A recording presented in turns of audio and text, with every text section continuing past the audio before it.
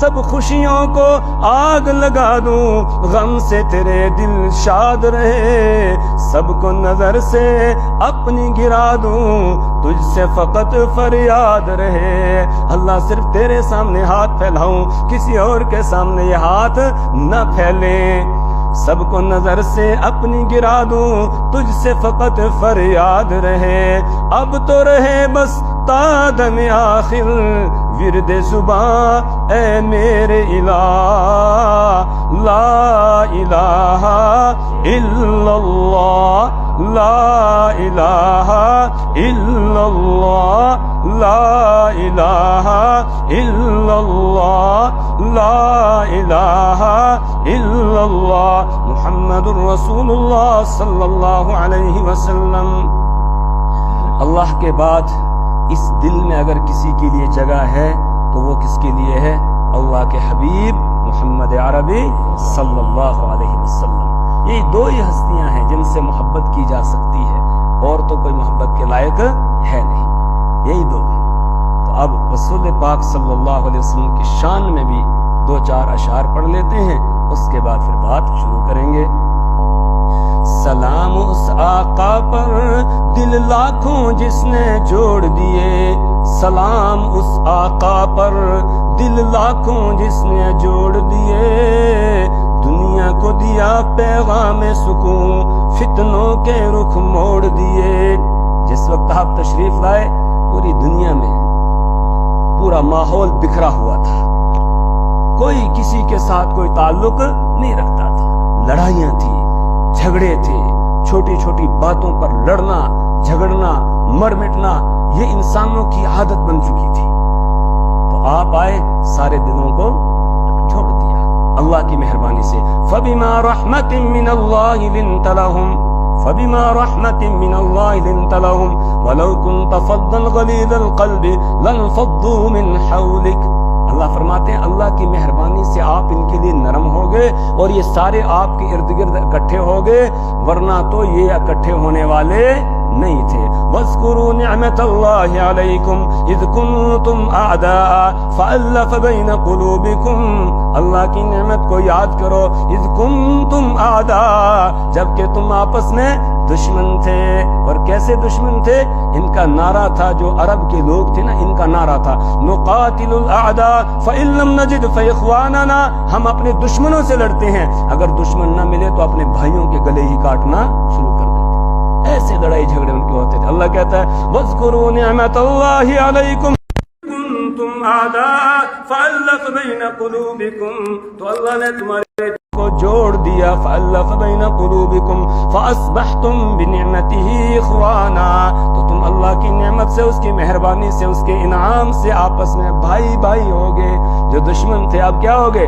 بھائیوں کی طرح ہو گئے، اور اس طرح بھائی ہو گئے کہ میرے استاد محترم حضرت مفتی فیض الوحید صاحب نور اللہ مرقدہ بیان فرمایا کرتے تھے کہ ایک کا آخری وقت ہے، اس کا بھائی اس کے پاس پانی لے کر حاضر ہوتا ہے، تب تک برابر سے دوسرے نے پانی مانگا، وہ اشارہ کرتا ہے پہلے اس کے پاس لے جا، وہ اس کے پاس پہنچتا ہے، برابر سے ایک اور آواز لگاتا ہے۔ اس طرح سات تھے، ساتوں نے آواز لگائی، ہر ایک دوسرے کے پاس جانے کا اشارہ کرتا ہے کہ اس وقت میں بھی اپنے بھائی سے پہلے پینا پسند نہیں کروں گا۔ نہیں کیا انہوں نے۔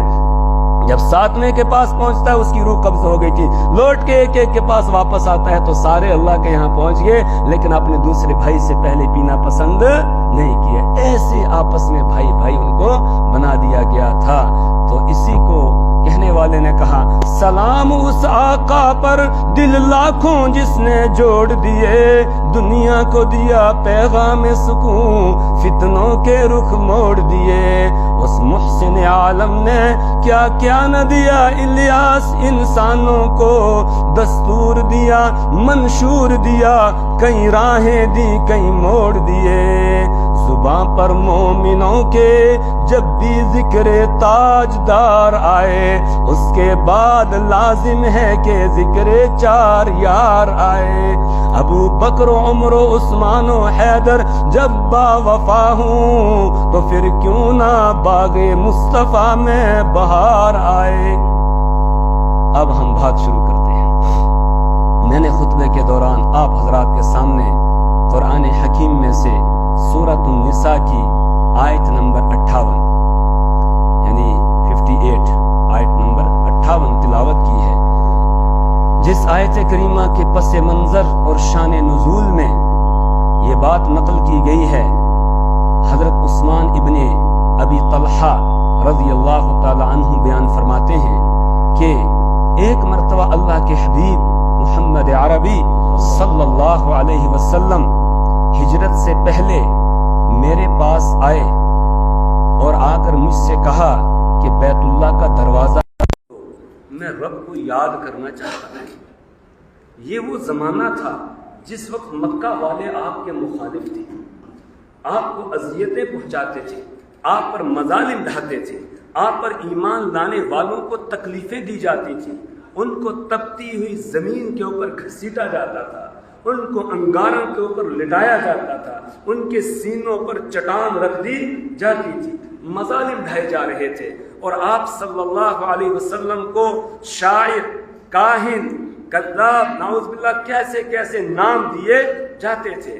تو اس وقت کی کہتے ہیں بات ہے، ایک مرتبہ میرے پاس آئے اللہ کے حبیب اور آ کر کہنے لگے کہ میرے لیے کعبہ کا دروازہ کھولو۔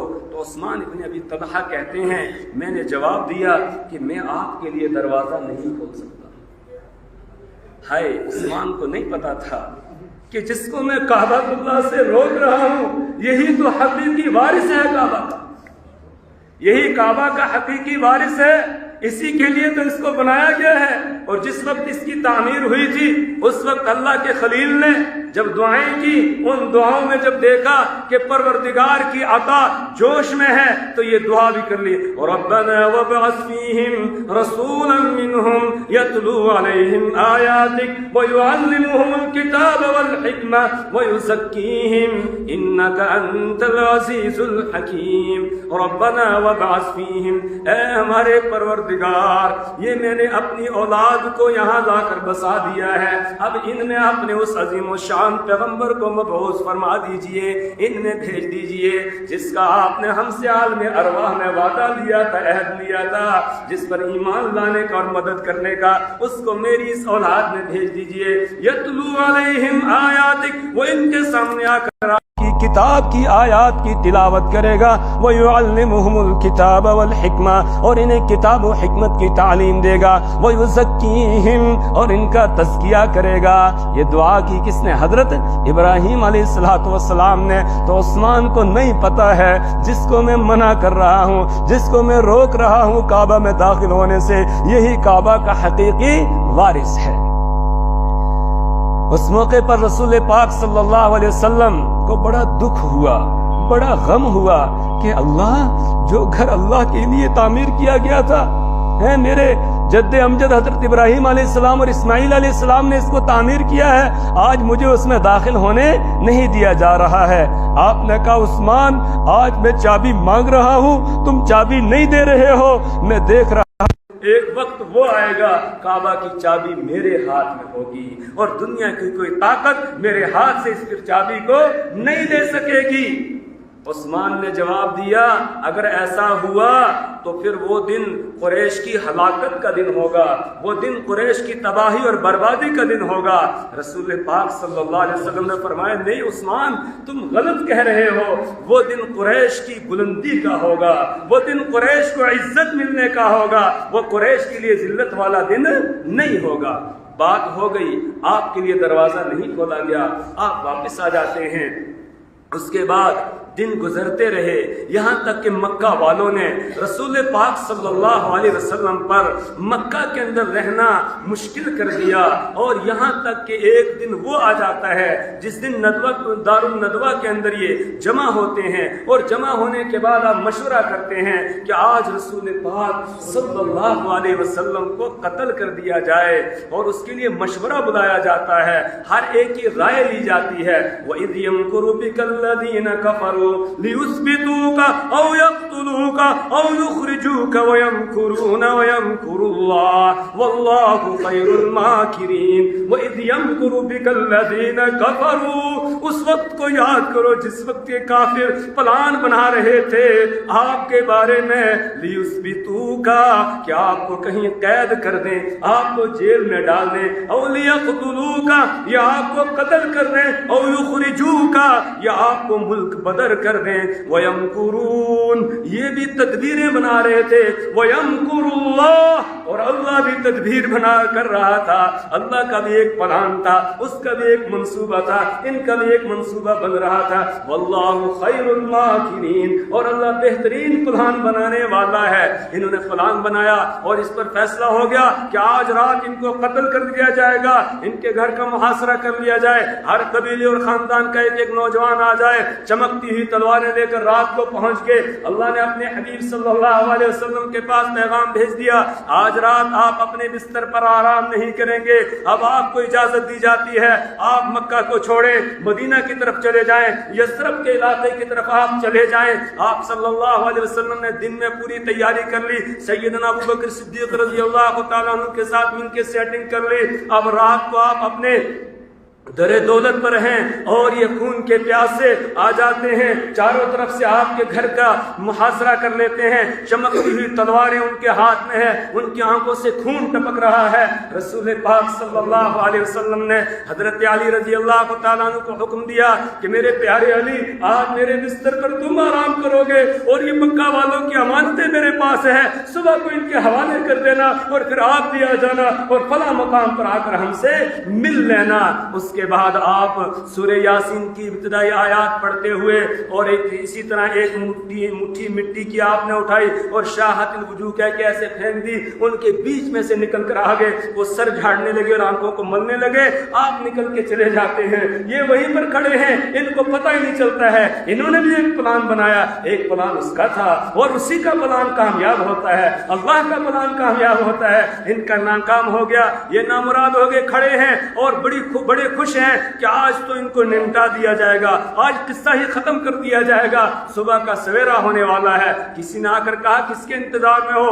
کہنے لگے کہ محمد صلی اللہ علیہ وسلم، ان کے انتظار میں۔ کہا وہ تو تمہارے بیچ میں سے نکل کے چلے جا چکے ہیں۔ کہا اچھا، دروازہ کھٹکھٹایا، دیکھا اندر تو حضرت علی رضی اللہ تعالیٰ عنہ ہے، آپ نکل کے تشریف لے گئے ہیں، آپ چلے جاتے ہیں غار ثور میں جا کر قیام کرتے ہیں، وہاں رہتے ہیں، 3 دن تک آپ وہاں پر رہتے ہیں اور اس کے بعد پھر وہاں سے نکلتے ہیں اور آخری وہ مقام آتا ہے جہاں سے آپ کعبۃ اللہ پر نظر پڑتی ہے، آگے جائیں گے تو کعبہ پر نظر نہیں پڑے گی، اس وقت آپ کی آنکھوں سے آنسو جاری ہے، آپ مڑ مڑ کے مکہ کو دیکھ رہے ہیں، کعبہ کو دیکھ رہے ہیں اور آپ دعا کر رہے ہیں، مکہ کی سرزمین کو آپ خطاب کر کے کہتے ہیں یا ارض مکہ انک احب البلاد الی، اے مکہ کی سرزمین تو میرے نزدیک سب سے زیادہ محبوب تھی، پیاری تھی، میں تجھ سے کبھی جدا نہ ہوتا، لیکن آج یہاں کے باشندوں نے میرا یہاں رہنا مشکل کر دیا ہے، اس لیے میں یہاں سے نکل کے جا رہا ہوں۔ آپ بار بار مڑ کے دیکھ رہے تھے، آپ کی آنکھوں میں آنسو تھے، پروردگار کا عرش ہل جاتا ہے،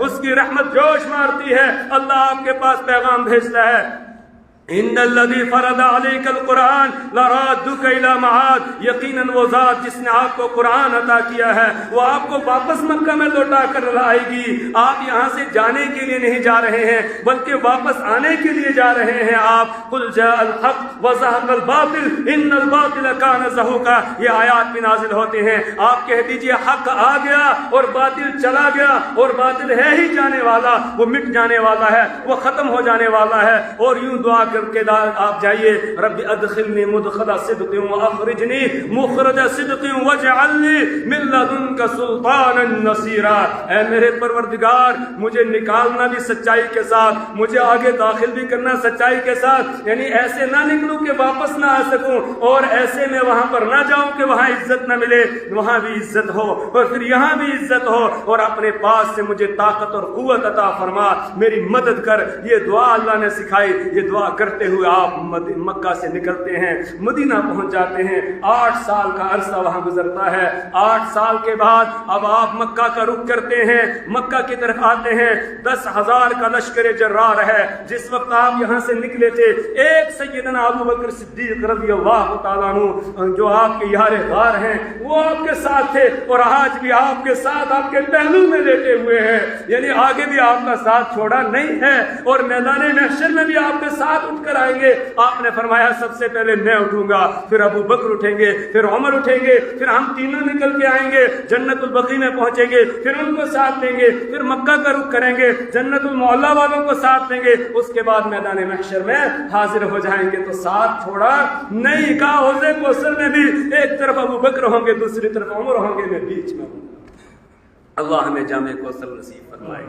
تو ابو بکر ساتھ تھے، لیکن آج جب واپس لوٹ رہے ہیں آپ تو 10,000 کا لشکر جرار ہے۔ حضرت سعد بن عبادہ رضی اللہ تعالیٰ عنہ، وہ ایک جنگی جو لہجہ ہوتا ہے، اس نے یہ آیت گنگنا رہے ہیں، تلک الایام نداولها بین الناس، کہ ہم دنوں کو لوگوں کے درمیان پھیرتے رہتے ہیں۔ آج اگر ان کی ہے حکومت، وہ کرسی پر ہے، کل وہ نہیں رہیں گے، کوئی اور ان کی جگہ لے لے گا۔ ایک وقت تھا مکہ والوں کا دبدبا تھا، اور یہاں سے مکہ چھوڑ کے ہمیں جانا پڑا، ہمیں اپنی زمین جائیداد مکان سب چھوڑنے پڑے، رشتہ دار عزیز و اقارب سب چھوڑنے پڑے اور جانا پڑا۔ لیکن آج اللہ نے وہ دن دکھایا، آج 10,000 کا لشکر ہے، آج مکہ والے ہمارا مقابلہ نہیں کر سکتے ہیں۔ یہ آیت کریمہ پڑھ رہے ہیں، اس کے ساتھ ہی یہ نعرہ لگا رہے ہیں، الیوم یوم الملحمہ، آج خون ریزی کا دن ہے، آج مکہ والوں سے بدلہ لیا جائے گا، آج حضرت سمیہ رضی اللہ تعالی عنہ کے قاتلوں سے بدلہ لیا جائے گا، جنہوں نے اللہ کی اس بندی کے جسم کے 2 ٹکڑے کر دیے تھے، اس طرح پھاڑ کر 2 ٹکڑے کر دیے تھے۔ یہ 2 اونٹوں کے بیچ میں ان کو باندھ دیا گیا تھا، ایک ٹانگ ایک اونٹ کے ساتھ، دوسرے اونٹ کے ساتھ، اس اونٹ کو ادھر چلا دیا، دوسرے کو ادھر چلا دیا، اور اس کے جسم کے 2 ٹکڑے ہو گئے تھے۔ آج ہم اس کا بدلہ لیں گے، آج ہم اللہ کے حبیب محمد عربی صلی اللہ علیہ وسلم کی بیٹی حضرت زینب کو تکلیف پہنچانے والوں سے بدلہ لیں گے، جنہوں نے اونٹنی کو چھیڑا جس سے وہ نیچے گر گئی تھی اور انہیں اسقاط حمل ہو گیا تھا، اور پھر اسی تکلیف میں دنیا سے چل بسی تھی۔ آج ہم حضرت بلال کو گھسیٹنے والوں سے بدلہ لیں گے، آج ہم حضرت خباب ابن عرب رضی اللہ تعالیٰ عنہ کو انگاروں پر لٹانے والوں سے بدلہ لیں گے۔ اس طرح وہ اعلان کر رہے تھے۔ جب یہ آواز رسول پاک صلی اللہ علیہ وسلم کے کانوں سے ٹکراتی ہے، آپ نے بلایا، سعد یہ نہ کہو، یوں نہ کہو الیوم یوم الملحمہ، آج خون ریزی کا دن ہے، نہ بلکہ یوں کہو الیوم یوم المرحمہ، آج تو رحم و کرم کا دن ہے، آج عفو درگزر کرنے کا دن ہے، آج معاف کرنے کا دن ہے، آج کسی سے بدلہ نہیں لیا جائے گا۔ کسی نے کہا یا رسول اللہ یہ وہ ہیں جنہوں نے ہمارے ساتھ یہ کیا تھا، آپ نے فرمایا مجھے سب یاد ہے، مجھے سارا معاملہ یاد ہے، لیکن اللہ نے مجھے رحمت بنا کر بھیجا ہے، مجھے رحمت بنا کر بھیجا ہے۔ اور اس کے بعد آپ نے یہ اعلان کروا دیا، مکہ میں جیسے داخل ہوتے ہیں مکہ والے ڈرے ہوئے تھے کہ آج معلوم نہیں ہمارے ساتھ کیا معاملہ کیا جائے گا۔ آپ نے فرمایا من دخل المسجد الحرام فهو آمن، جو مسجد الحرام میں چلا جائے گا اسے امان ہے، اس کے ساتھ کوئی چھیڑ چھاڑ نہیں کرے گا۔ من القى السلاح فهو آمن، جو ہتھیار ڈال دے گا ہمارا مقابلہ نہیں کرے گا، اس کو بھی امان ہے۔ من اغلق بابه فهو آمن، جو اپنے گھر کا دروازہ بند کر لے گا وہ بھی امان سے رہے گا۔ من دخل دار ابی سفیان فهو آمن، جو ابو سفیان کے گھر میں چلا جائے گا اسے بھی امان ہے، اس کے ساتھ چھیڑ چھاڑ نہیں کی جائے گی۔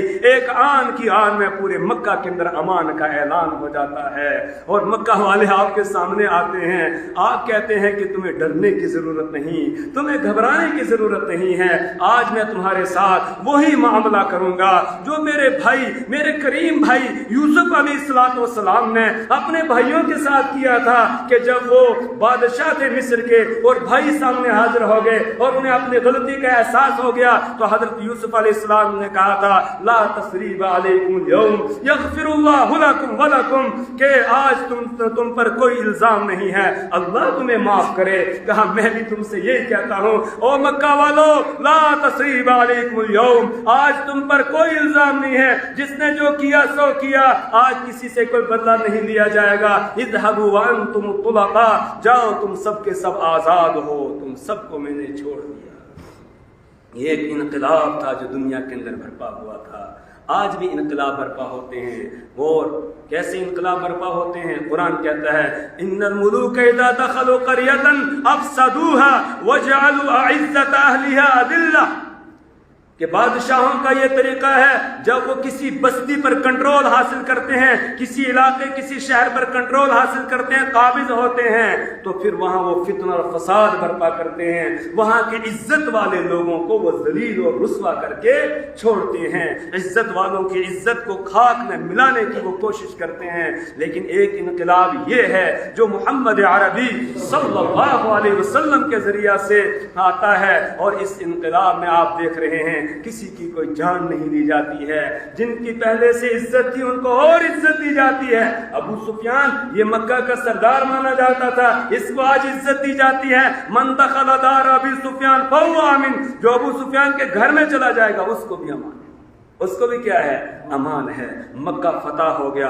مکہ فتح ہونے کے بعد آپ کعبۃ اللہ کے دروازے کے سامنے پہنچتے ہیں اور اللہ کا شکر ادا کرتے ہیں. اس کے بعد آپ اس شخص کو ڈھونڈتے ہیں جس کے پاس کعبہ کی چابی تھی، وہ وہی ہے عثمان ابن ابی طلحہ. اس کو بلایا جاتا ہے. ایک روایت میں وہ کعبہ کی چھت پہ چڑھ گیا، وہاں سے اس کو نیچے اتارا گیا اور اس سے آپ نے چابی لی. آج اپنے ہاتھوں سے آپ نے کعبہ کا دروازہ کھولا. اس کے بعد آپ اندر داخل ہوئے، کعبہ کی صفائی کی. صفائی کرنے وہاں سے بتوں کو ہٹایا، پانی سے اس کو دھویا. دھونے کے بعد آپ نے سجدہ شکر ادا کیا. اندر آپ 2 رکعت نماز پڑھتے ہیں کعبہ کے. اس کے بعد اب چابی آپ کے ہاتھ میں ہے، آپ باہر نکلتے ہیں. حضرت علی رضی اللہ تعالیٰ عنہ عرض کرتے ہیں یا رسول اللہ صلی اللہ علیہ وسلم، ہمارے پاس ایک ذمہ داری تو ہے حاجیوں کو پانی پلانے کی، اب دوسری ذمہ داری بھی آپ ہمیں دے دیجئے، یعنی بنو ہاشم کو دے دیجئے. کعبہ کی چابی جس کو صدانۃ البیت کہا جاتا ہے، یہ ذمہ داری بھی ہمیں دے دیجئے. سقایا تو پہلے سے ہمارے پاس ہے پانی پلانے کا مسئلہ، تو یہ بھی ہمیں دے دیجئے. حضرت عباس نے کہا یا رسول اللہ یہ دے دیجئے، ہمیں دے دیجئے، بنو ہاشم والوں کو دے دیجئے. آپ نے ان کو چابی نہیں دی. آپ صلی اللہ علیہ وسلم نے فرمایا عثمان ابن ابی طلحہ کہاں ہے؟ اس کو بلا کے لایا گیا. اس کے بعد آپ نے چابی اپنے ہاتھ میں لی ہوئی تھی اور اس سے کہا خذها خالدة مخلدة انی لم ادفعها الیکم ولکن اللہ دفع الیکم لا ينزعها منکم الا ظالم. آپ نے فرمایا عثمان خذها خالدة مخلدة، یہ چابی لو اور اب ہمیشہ قیامت تک تمہارے پاس رہے گی، یعنی تیرے خاندان میں رہے گی، تیری آل اولاد میں یہ رہے گی. اور میں نہیں دے رہا ہوں چابی، انی لم ادفعها الیکم، یہ چابی میں تمہیں نہیں دے رہا ہوں، ولکن اللہ دفع الیکم، بلکہ اللہ تم کو یہ چابی دے رہا ہے. اور پھر کہا لا ينزعها منکم، تم سے یہ چابی نہیں چھینے گا الا ظالم، مگر ظالم. جو چھیننے کا گویا وہ کیا ہوگا؟ ظالم ہوگا. چابی دی. حضرت علی رضی اللہ تعالیٰ عنہ دیکھتے رہے، حضرت عباس رضی اللہ تعالیٰ عنہ دیکھتے رہے. اس کے بعد آپ نے پھر یہ آیت کریمہ تلاوت کی جو میں نے آپ کے سامنے پڑھی، ان اللہ یأمرکم ان تؤدوا الامانات الی اہلها، بے شک اللہ تمہیں حکم دیتا ہے کہ امانتیں امانت والوں کے حوالے کر دو. یہ چابی میرے پاس گویا ایک امانت تھی، یہ چابی میں نے اب تمہارے حوالے کر دی ہے، اب ہمیشہ تمہارے پاس رہے گی. آج مکہ میں بسنے والے جتنے لوگ ہیں کسی کے بارے میں یقین سے نہیں کہا جا سکتا ہے کہ یہ فلانے خاندان سے ہے، لیکن یہ جو کنجی بردار خاندان ہے یہ آج بھی موجود ہے اور قیامت تک موجود رہے گا. حکومتیں بدلتی ہیں لیکن چابی اسی خاندان کے پاس رہتی ہے. اس کو حجبی اور شیبی 2 ناموں سے یاد کیا جاتا ہے. اس خاندان کے پاس یہ چابی ہے آج بھی. اسی لیے دارالعلوم دیوبند کے محتمیم تھے شاہ رفیع الدین صاحب رحمۃ اللہ علیہ، جب وہ حج پر تشریف لے گئے تو انہوں نے کچھ سامان تیار کروایا جس میں تلوار تھی، کچھ اور چیزیں تھیں، اور اس کے بعد اس خاندان کے کسی بندے سے ملاقات کی جن کے پاس چابی تھی اور ان سے کہا کہ یہ میں آپ کے پاس ایک امانت رکھ رہا ہوں، جب حضرت مہدی علیہ رضوان تشریف لائیں گے ان کے حوالے یہ میری طرف سے ایک ہدیہ ہے، یہ ان کو پیش کرنا۔ کہا کہ بس آپ کے بعد جو آئے گا اس کو یہ ہدایت کر دینا، وہ اپنے بعد والے کو ہدایت کرے گا۔ آج بھی اس خاندان کے پاس حضرت شاہ رفیع الدین صاحب رحمۃ اللہ علیہ کی یہ امانت رکھی ہوئی ہے، اور اللہ کی ذات سے امید ہے انشاءاللہ یہ حضرت مہدی علیہ رضوان تک پہنچے گی۔ یہ ایک خاندان ہے۔ حضرت عثمان ابن ابی طلحہ اس وقت تک کلمہ پڑھ کے مسلمان نہیں ہوئے تھے، جب انہوں نے یہ آیت سنی اس کے بعد کہا اب دور رہنے میں فائدہ نہیں ہے، اب کلمہ پڑھا دیجئے۔ کلمہ پڑھ کے وہ مسلمان ہو جاتے ہیں۔ یہ تو اس آیت کریمہ کا پس منظر ہے، شان نزول ہے، لیکن کوئی بھی آیت قرآن پاک کی وہ اپنے پس منظر تک ہی محدود نہیں ہوتی ہے، شان نزول تک محدود نہیں ہوتی ہے، اس کا حکم عام ہوتا ہے۔ اس لیے مفسرین یہاں پر تفسیر کرتے ہوئے لکھتے ہیں کہ پروردگار نے جو یہاں حکم دیا ان اللہ یأمرکم ان تؤدوا الامانات الی اہلھا، کہ بے شک اللہ تم کو حکم دیتا ہے کہ امانتیں امانت والوں کے حوالے کر دو۔ مفسرین کہتے ہیں یہاں امانات جمع کا صیغہ لایا ہے، اس سے معلوم ہوا امانت ایک نہیں ہے، امانت کا مفہوم بڑا وسیع ہے۔ اور امانت آج ہم کیا سمجھتے ہیں؟ امانت یہ سمجھتے ہیں کسی نے کوئی روپیہ پیسہ کوئی سونا چاندی یا کوئی چیز ہمارے پاس رکھ دی حفاظت کے لیے، ہم سمجھتے ہیں کہ یہ کیا ہے؟ امانت ہے۔ اگر یہی مفہوم ہم امانت کا لیں گے تو یہ امانت کے مفہوم کے ساتھ خیانت ہو جائے گی، یہ امانت کے مفہوم کے ساتھ خیانت ہو جائے گی۔ امانت کا یہی مفہوم نہیں ہے، بلکہ امانت کا مفہوم بڑا وسیع ہے۔ مفسرین یہ کہتے ہیں ہمارے پاس جو کچھ ہے یہ سب اللہ کی امانت ہے۔ یہ جسم ہمارے پاس اللہ کی امانت ہے، یہ آنکھ اللہ کی امانت ہے، یہ کان اللہ کی امانت ہے، یہ زبان اللہ کی دی ہوئی امانت ہے، یہ ہاتھ اللہ کی دی ہوئی امانت ہے، یہ پاؤں اللہ کی دی ہوئی امانت ہے، دل و دماغ ہمارے پاس اللہ کی دی ہوئی امانت ہے، صاحب اولاد کے پاس اولاد یہ اللہ کی امانت ہے، اسی طریقے سے مال والے کے پاس مال یہ اللہ کی امانت ہے، اقتدار والے کے پاس اقتدار یہ اللہ کی امانت ہے، کسی عہدے والے کے پاس عہدہ یہ اللہ کی امانت ہے، کسی استاد کے پاس شاگرد یہ اس کے پاس امانت ہے۔ اسی طریقے سے امانت کا مفہوم بہت وسیع ہے۔ سب سے پہلے نمبر پر آتے ہیں ہمارا جسم ہمارے پاس یہ اللہ کی امانت ہے، اسی لیے ہم خودکشی نہیں کر سکتے ہیں، خودکشی کرنا حرام ہے۔ کیوں؟ اس لیے کہ جسم ہمارا اپنا نہیں، یہ اللہ کی کیا ہے؟ امانت ہے۔ ان اللہ اشتری من المؤمنین انفسهم واموالهم بان لهم الجنہ، یقیناً اللہ تعالیٰ نے ایمان والوں سے ان کے مالوں کو اور ان کی جانوں کو جنت کے بدلے میں خرید لیا ہے۔ تو یہ ہمارا نہیں ہے ہمارے پاس، اسی لیے خودکشی کرنا حرام، اپنے جسم کے کسی عضو کو کاٹ دینا یہ بھی حرام ہے۔ کیوں؟ اس لیے کہ یہ امانت میں خیانت، یہ جسم ہمارے پاس امانت ہے، اس لیے اس کے اوپر زیادہ بوجھ ڈالنا بھی منع ہے، زیادہ بوجھ ڈالنا منع ہے، اتنا ہی کام کرنا چاہیے جتنے کو یہ برداشت کر سکتا ہے، اس سے زیادہ کام کرنا اس کی اجازت نہیں۔ وَلِنَفْسِكَ عَلَيْكَ حَقٌّ وَلِعَيْنِكَ عَلَيْكَ حَقٌّ، کہا تمہاری آنکھ کا بھی تم پر حق ہے، تمہاری اپنے نفس کا بھی تم پر حق ہے، ہر ایک کا حق ادا کیا جائے۔ تو جسم ہمارے پاس اللہ کی امانت ہے، آنکھ ہمارے پاس اللہ کی امانت ہے۔ اگر کوئی آدمی اس آنکھ کو صحیح استعمال کرتا ہے، جہاں اللہ نے دیکھنے کے لیے کہا وہاں دیکھتا ہے، یہ امانت کا حق ادا کر رہا ہے۔ اور اگر آنکھ کو غلط استعمال کرتا ہے، غیر محرموں کو دیکھ کر جو ہے لذت حاصل کرتا ہے، غیر محرموں کے فوٹو دیکھتا ہے اور اس کے بعد اپنے آپ کو گویا تسکین دے رہا ہوتا ہے، اس سے لذت حاصل کرتا ہے، تو یہ آنکھ کے اندر خیانت ہے۔ واللہ یعلم خائنۃ الاعین، واللہ یعلم خائنۃ الاعین، اللہ تعالیٰ تمہاری آنکھوں کی خیانت کو جانتا ہے۔ وَيَعْلَمُ مَا تُخْفِي الصُّدُورُ، تم جو دلوں کے اندر چھپائے ہوئے ہو اس کو بھی وہ جانتا ہے۔ اس لیے آنکھ کا صحیح استعمال کرنا چاہیے۔ میرے نوجوان بھائیوں، آج ہم اپنی آنکھ کا استعمال صحیح نہیں کر رہے ہیں۔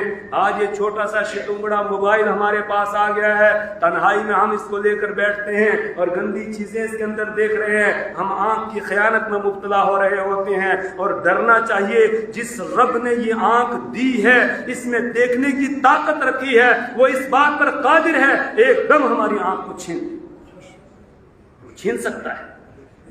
لو نشاء لطمسنا علی اعینہم، اگر ہم چاہیں تو ان کی آنکھوں کو مٹا دیں۔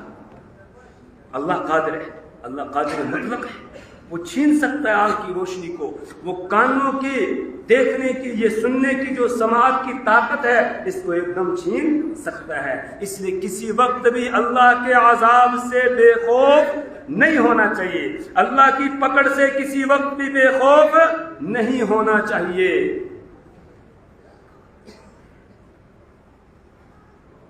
اللہ تعالیٰ قرآن پاک میں کہتا ہے ام امنتم من فی السماء یخسف بکم الارض فاذا هی تمور ام امنتم من فی السماء یرسل علیکم حاصبا۔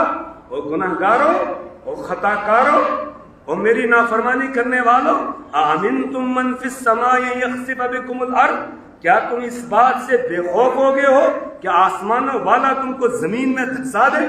اس سے تم بے خوف ہو گئے ہو؟ وہ تمہیں زمین میں دھسا سکتا ہے، زمین کو پھاڑ دے گا اور سارے نیچے چلے، اس پر وہ قادر ہے۔ اللہم احفظنا، اللہ حفاظت کرنا۔ اَأَمِنْتُم مَّن فِي السَّمَاءِ يُرْسِلَ عَلَيْكُمْ حَاصِبًا، کیا تم اس بات سے بے خوف ہو گئے ہو کہ آسمانوں والا تم پر پتھروں کی بارش برسا دے؟ وہ قادر مطلق ہے، اس نے برسائی ہے قوم لوط پر پتھروں کی بارش، وہ آج بھی اسی قدرت کے ساتھ ہے، بارش برسا سکتا ہے، پتھروں کی بارش برسا سکتا ہے۔ اس لیے کبھی بھی بے خوف نہیں ہونا چاہیے۔ أَفَأَمِنَ أَهْلُ الْقُرَىٰ أَن يَأْتِيَهُمْ بَأْسُنَا ضُحًى وَهُمْ يَلْعَبُونَ أَفَأَمِنَ أَهْلُ الْقُرَىٰ أَن يَأْتِيَهُمْ بَيَاتٌ وَهُمْ نَائِمُونَ، کیا بستیوں والے وہ اس بات سے بے خوف ہو گئے ہیں کہ دن میں اللہ عذاب لے آئے جبکہ وہ کھیل کود اور تماشے میں لگے ہوں، اور رات میں وہ اپنے عذاب کو لے آئے جبکہ یہ سو رہے ہوں؟ وہ قادر مطلق ہے۔ اور آج ہماری آنکھیں بھی گناہوں میں مبتلا ہوتی اور کان بھی گناہ کے اندر مبتلا ہے۔ میرا نوجوان بھائی وہ موبائل ہاتھ میں لے لیتا ہے اور کان میں وہ لگا لیتا ہے ایئر فون، اور اس کے بعد پھر گندی چیزیں دیکھ رہا اور کان سے سن رہا ہوتا ہے۔ وہ نہیں ڈرتا ہے کہ جس رب نے مجھے یہ دیکھنے کے لیے آنکھیں دی ہیں وہ ابھی میری نظر کو چھین سکتا ہے، لے سکتا ہے واپس۔ بلکہ اس سے بڑھ کر اللہ کے حبیب محمد عربی صلی اللہ علیہ وسلم نے ایک روایت میں ارشاد فرمایا یُبْسَخُ قَوْمٌ مِّنْ أُمَّتِي فِي آخِرِ الزَّمَانِ قِرَدَةً وَخَنَازِيرَ۔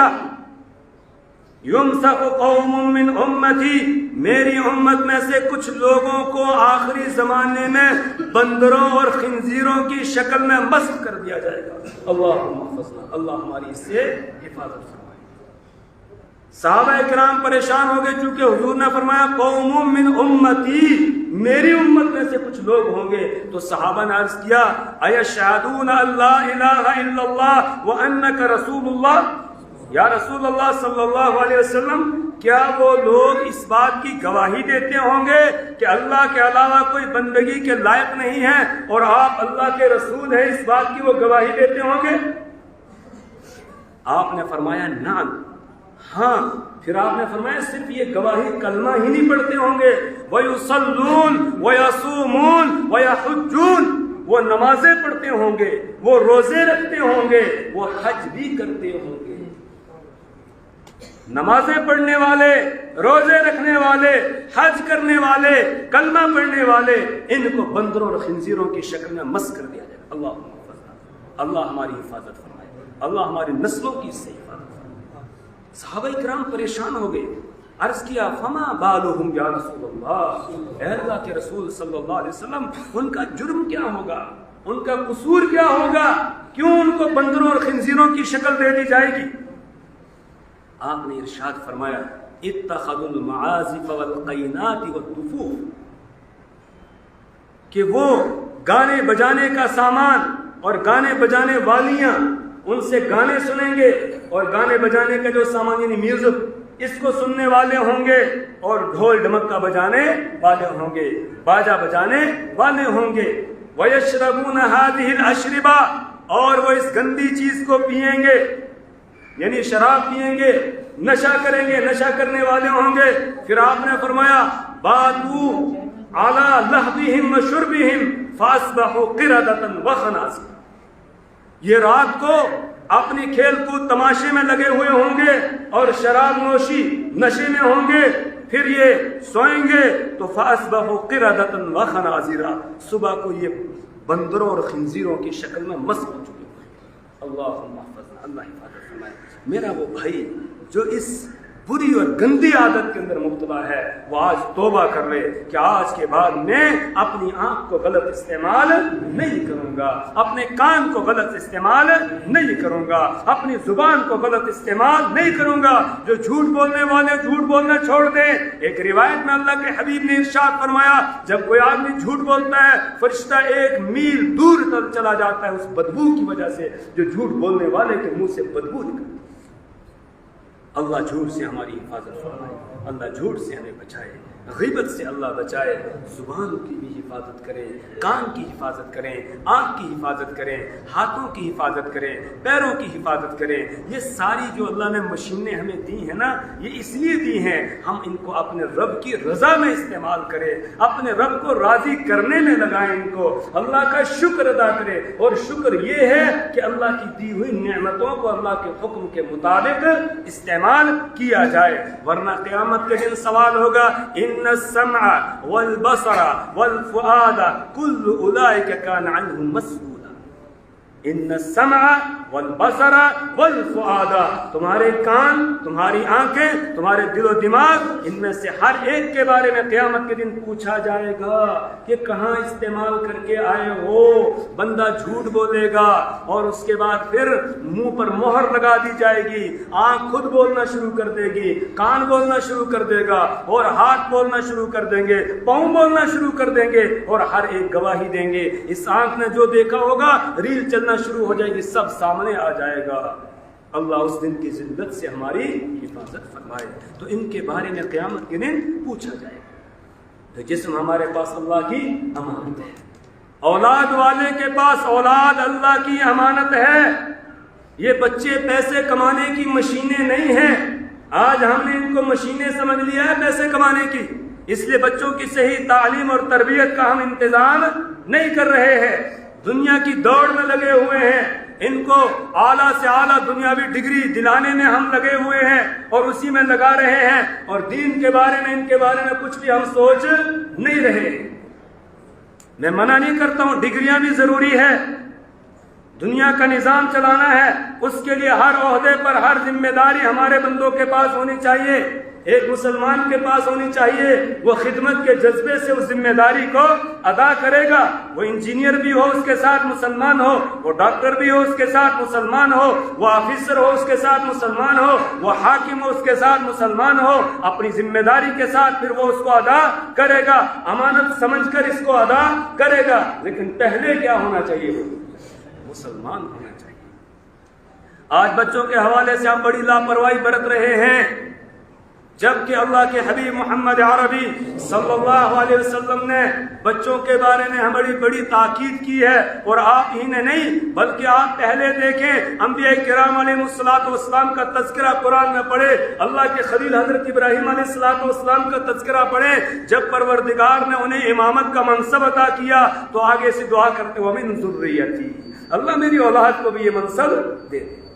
جب کعبہ کی تعمیر مکمل ہو گئی اور تعمیر کرتے کرتے بھی دعا کر رہے تھے، تعمیر مکمل ہونے پر دعا کرتے ہیں، تعمیر کرتے ہوئے یہ دعا کر رہے تھے ربنا تقبل منا انک انت السمیع العلیم۔ جب تعمیر مکمل ہو گئی پھر یہ دعا کر رہے ربنا وجعلنا مسلمین لک ومن ذریتنا، ربنا وجعلنا مسلمین لک، اے ہمارے رب ہم دونوں کو، یعنی باپ بیٹا اسماعیل علیہ السلام، ہم دونوں کو اپنا فرما بردار بنا دے، فرما بردار بنا کر ہی رکھنا، ومن ذریتنا، اور ہماری اولاد میں سے بھی امتا مسلمۃ لک، ایک ایسی جماعت ہمیں عطا کر اولاد کی شکل میں اللہ جو تیری فرما برداری کرنے والی ہو۔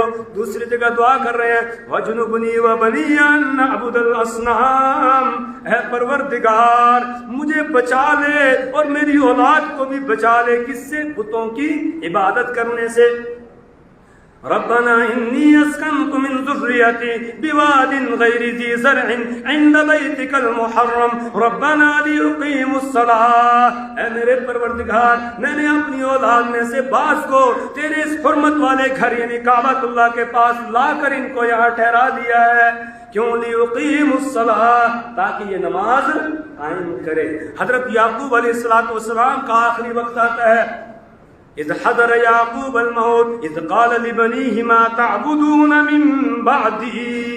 حضرت یعقوب علیہ السلام نے اپنے آخری وقت میں اپنے سارے بچوں کو، بیٹوں کو جمع کیا، جن میں یوسف علیہ السلام بھی ہے، دوسرے بیٹے بھی ہیں، اور سب کو خطاب کر کے کہا ما تعبدون من بعدی، میرے بچوں میرے بعد تم کس کی عبادت کرو گے؟ تو بچوں کے بارے میں ہمیں تاکید کی گئی کہ غافل نہیں رہنا چاہیے. وَأْمُرْ أَهْلَكَ بِالصَّلَاةِ وَاصْطَبِرْ عَلَيْهَا، وَأْمُرْ أَهْلَكَ، اپنے گھر والوں کو نماز کا حکم دو، وَاصْطَبِرْ عَلَيْهَا، اور نماز پر ان کو جما دو، قائم کر لو، خود بھی نماز پڑھو اور اپنے اہل و عیال کو بھی نماز میں لگاؤ. بچہ بھی 7 سال کا ہوتا ہے، مشکل سے ہوش سنبھالتا ہے، تو سب سے پہلے باپ کو حکم دیا جاتا ہے، ماں کو حکم دیا جاتا ہے اپنے بچے کو نماز کی تلقین کرو. مرو اولادکم وہم ابناء 7 سنین، اپنے بچوں کو نماز کا حکم دو. مرو اولادکم بالصلاۃ، اپنے بچوں کو نماز کا حکم دو. وہم ابناء 7 سنین، جبکہ وہ 7 سال کے ہوں. وَاضْرِبُوهُمْ عَلَيْهَا وَهُمْ ابناء 10، اور تم ان کی پٹائی کرو اگر وہ نماز نہیں پڑھ رہے ہیں جبکہ 10 سال کے ہو جائیں. وَفَرِّقُوا بَيْنَهُمْ فِي الْمَضَاجِعِ، ان کے بستر بھی 10 سال میں الگ کرو. کیا آج ہم اس ذمہ داری کو پورا کر رہے ہیں؟ آج تو جوان بیٹا گھر میں سویا ہوا ہے، اس کی نماز کی فکر ہے ہمیں؟ نہیں ہے. ٹیوشن ایک دن نہیں جاتا ہے تو ہم بیٹے کو تفتیش کرتے ہیں، پوچھ تاچھ کرتے ہیں، بیٹا ہم نے فیس بھری ہے آپ کیوں نہیں گئے تھے؟ اس کے بارے میں تو ہم فکر مند ہوتے ہیں، لیکن وہ نماز چھوڑ رہا ہے، کبھی پوچھا؟ کبھی نماز کی طرف لگانے کی کوشش کی؟ تو یہ پیسے کمانے کی مشین نہیں ہے، یہ ہمارے پاس اللہ کی امانت ہے، اور قیامت کے دن اس کے بارے میں پوچھا جائے گا. بچوں کو صحیح تعلیم دی، صحیح تربیت ان کی یا نہیں کی؟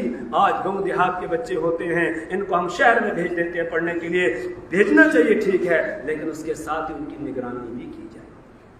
ہم دیکھتے ہیں وہاں جموں میں مختلف پہاڑی علاقوں سے بچے آتے ہیں، کرائے پر رہتے ہیں، ان کا رہن سہن اچھا نہیں. چند ہی دنوں کے بعد وہ ان کی یاریاں غلط لوگوں کے ساتھ لگ جاتی ہیں، اور پھر وہ گندے گندے کاموں کے اندر مبتلا ہو جاتے ہیں. ایسی شکایتیں پہنچتی رہتی ہیں. کوئی نشے میں لگ جاتا ہے، کوئی کسی اور چکر میں لگ جاتا ہے. گھر والے سمجھ رہے ہیں یہ وہاں پڑھ رہا ہے، وہ وہاں گھوم رہا ہوتا ہے، وہ ہوٹلوں کو آباد کر رہا ہوتا ہے، وہ تفریح گاہوں کو آباد کر رہا ہوتا ہے، وہ وہاں گھوم رہا ہوتا ہے، اور یہ سوچ رہے ہیں کہ وہاں پر وہ پڑھ رہا ہے. اس لیے اپنے بچوں سے ہمیں غافل نہیں رہنا ہے. یا ایھا الذین آمنوا قوا انفسکم واہلیکم نارا وقودها الناس والحجارہ، اے لوگو، اے ایمان والو، قوا انفسکم واہلیکم نارا، تم اپنے آپ کو، اپنے اہل و عیال کو بچاؤ اس آگ سے، وقودها الناس والحجارہ، جس کا ایندھن انسان اور پتھر. اس لیے بچوں کے بارے میں ہمیں ہوشیار رہنے کی ضرورت ہے، اور ان کی تعلیم اور تربیت کی طرف توجہ دینے کی ضرورت ہے. ان کو مکاتب قائم کیے جائے ہر جگہ. ہر مسجد میں مکتب ہونا چاہیے، اور اعلیٰ قسم کا مکتب ہونا چاہیے جو کسی کی زیر نگرانی چل رہا ہو، جس میں کوئی پوچھنے والا ہو، امتحان لینے والا ہو. مضبوط قسم کا مکتب ہر مسجد کے اندر ہونا چاہیے. ورنہ آج حالات باہر کا ماحول بہت خراب ہو گیا ہے. اسکولوں اور کالجوں میں آپ دیکھ رہے ہیں کیا ہو رہا ہے. ابھی آپ نے دیکھا 15 اگست نے پیچھے، تو اس میں کیا ہوا، ہماری جوان بچیاں ناچ رہی تھی، انہیں نچوایا جا رہا ہے، ان سے گانا گوایا جا رہا ہے، اور ان کو جو ہے وہ میوزک کے اندر لگایا جا رہا ہے. ان کو پتہ ہی نہیں ہے کہ یہ ہمارے لیے ناجائز ہے. سکھایا نہیں، ہم نے بتایا ہی نہیں. جوان بچیاں، ہماری بچیاں ناچ رہی. اور اس سے بڑھ کر یہ کہ انہیں مرتد بنایا جا رہا ہے، ان کی زبان سے کفریہ کلمات کہلوائے جا رہے ہیں. کسی علاقے کی، یہیں کشمیر کی ویڈیو تھی کہ وہاں پر وہ گنیش کی پوجا کرتے ہیں، مسلمان بچے، ان سے کہیں پر وہ ہاتھ جوڑ کے ایسے جو پوجا کے طریقے ہوتے ہیں وہ سارے کرائے جا رہے ہیں. وجہ کیا ہے؟ ہم نے بچوں کو سمجھایا نہیں کہ یہ شرک کے کام ہے، یہ ہمیں نہیں کرنے ہیں. اگر ہم نے بتایا ہوتا وہ مانتے، وہ نہیں مانتے، وہ یہ کام نہیں کرتے. اس لیے میرے ایمانی بھائیو، ہر مسجد میں کیا ہونا چاہیے؟ ایک مکتب ہونا چاہیے، اور سب اپنے بچوں کو مکتب میں بھیجے. بچوں کے بھی مکتب ہوں، بچیوں کے بھی کیا ہوں؟ مکتب. اور وہاں اپنے بچوں اور بچیوں کو بھیجیں، ان کو دینی تعلیم دلائیں، ان کے عقائد درست کرائیں، ان کو عقیدے کی بات بتائی جائے، کفر کیا ہے، شرک کیا ہے، یہ ان کو سکھایا جائے۔ اس کے ساتھ ہی ہر مسجد میں درس قرآن ہونا چاہیے، ہر مسجد میں درس قرآن ہو، فجر کی نماز پر یا کوئی اور نماز جس میں سارے لوگوں کے لیے پہنچنا آسان ہو، بلکہ فجر کی نماز تو سب سے زیادہ آسان ہے پہنچنا اس میں، لیکن آج ہم اسی میں نہیں پہنچتے، آج ہم اسی میں نہیں پہنچتے ہیں۔ فجر کی نماز کے بعد درس قرآن ہو، ہم سب آئیں، اپنے بچوں کو بھی ساتھ لے کر، جو ہوش والے بچے نا 7 سال کے یا اس سے زیادہ، ان کو ساتھ لے کر آئیں۔ درس قرآن 10 سے 15 منٹ ہو، زیادہ نہیں، 20 منٹ، 10 یا 15 منٹ ہو، چلو زیادہ 20 کی بھی ضرورت نہیں، روزانہ ایک آیت کا ترجمہ پڑھ کے ہمارے امام صاحب ہم کو سمجھائیں، تو انشاءاللہ اللہ کی ذات سے امید ہے ہمارا دین بھی محفوظ رہے گا، ہمارا ایمان بھی محفوظ رہے گا، ہمارے اعمال بھی محفوظ رہیں گے، اور ہم امانت کا حق ادا کرنے والے کریں گے عمل انشاءاللہ۔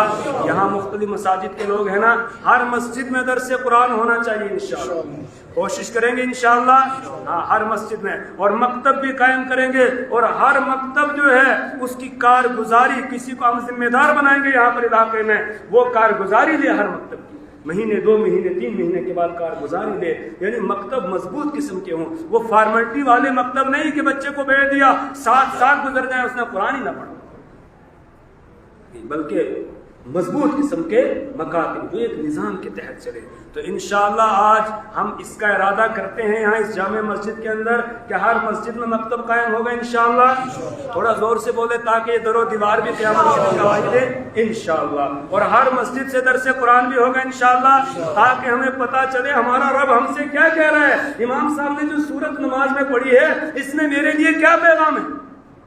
نماز پڑھتے ہیں نا، اس میں سورہ فاتحہ پڑھتے ہیں، اس میں ہم اللہ سے دعا کرتے ہیں اہدنا الصراط المستقیم، اللہ مجھے سیدھے راستے پر چلا، صراط الذین انعمت علیہم، ان لوگوں کے راستے پر جن پر آپ نے انعام کیا ہے، یہ دعا کی۔ اس کے بعد پھر سورہ جو ہم پڑھتے ہیں اس سورت میں اس دعا کا جواب ہوتا ہے، اس سورہ میں اس دعا کا جواب ہوتا ہے، جس میں یہ بتایا جاتا ہے جس ہدایت کو تم مانگ رہے ہو وہ ہدایت تمہیں یہاں سے ملے گی، یہ پیغام تمہیں دیا جا رہا ہے۔ لیکن جب ہمیں پتہ ہی نہیں ہے کہ امام صاحب نے سورہ کے اندر کیا بتایا ہے، تو پھر ہم کوئی پیغام لے کے جائیں گے یہاں سے؟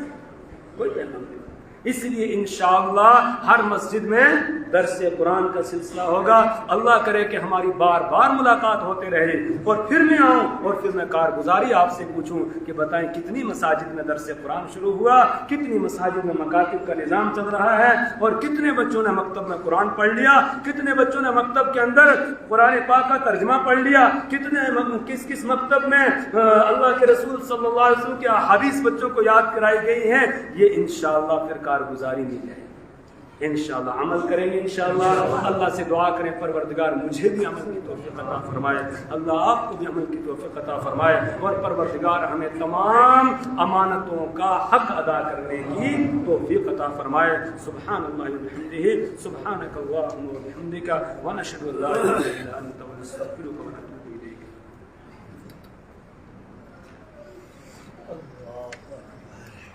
اللہ تعالیٰ دین اشار میں عمل کرنے توفیق۔ یہ مجھ حضرت مفتی صغیر احمد صاحب قاسمی دامت برکاتہم عالیہ